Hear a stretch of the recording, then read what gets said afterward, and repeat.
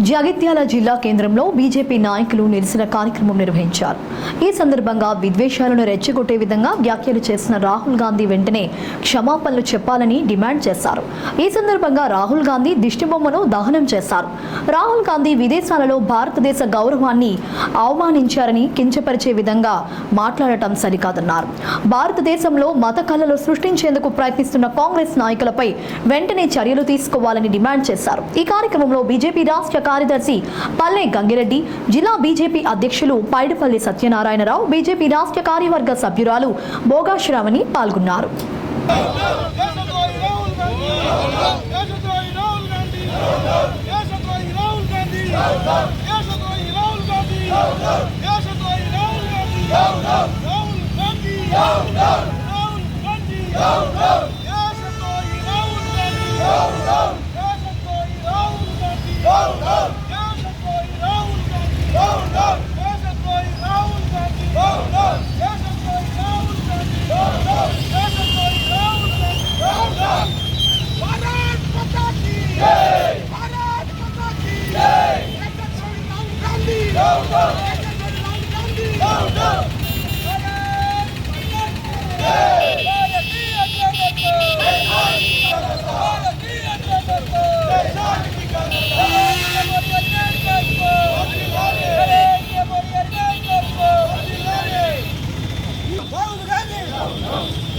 మత సామరస్యానికి వ్యతిరేకంగా, మన భారతదేశ ప్రజాస్వామ్యానికి వ్యతిరేకంగా అమెరికాకు పోయి ఆయన జన్మల కోసం పోయినట్టున్నాడు.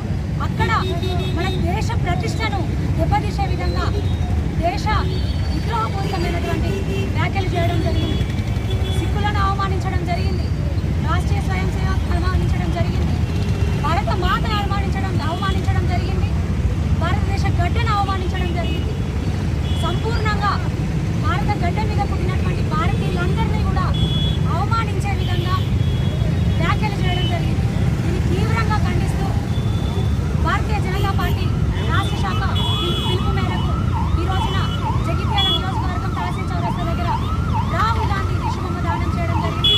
ఈ కార్యక్రమంలో పాల్గొంటున్నటువంటి జిల్లా అధ్యక్షుల వారు గోరపల్లి సత్యనారాయణరావు గారికి, అదేవిధంగా గౌరవనీయులు రాష్ట్ర కార్యదర్శి గారు పల్లె గంగారెడ్డి గారికి, మరి అదేవిధంగా భారతీయ జనతా పార్టీ జగిత్యాల నియోజకవర్గ శ్రేణులందరూ కూడా పాల్గొనడం జరిగింది.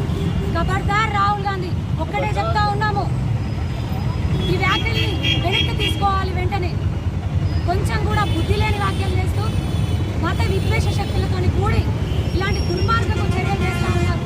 బంగ్లాదేశ్లో ఏ విధంగా జరిగిందో ఆ విధంగా భారతదేశాన్ని చేయాలని మేము చూస్తున్నామేమో, కానీ నరేంద్ర మోదీ గారు అలా జరగనిచ్చే ప్రసక్తే లేదు. భారతీయ జనతా పార్టీ శ్రేణులంతా, భారతీయులంతా ఒక్కటై నీకు బుద్ధి చెప్పే రోజు ముందొస్తుందని కోరుకుంటూ నీ వ్యాఖ్యల్ని ఖచ్చితంగా వెనక్కి తీసుకోవాలని భారతీయ జనతా పార్టీని మేమందరము కూడా డిమాండ్ చేస్తా ఉన్నాం.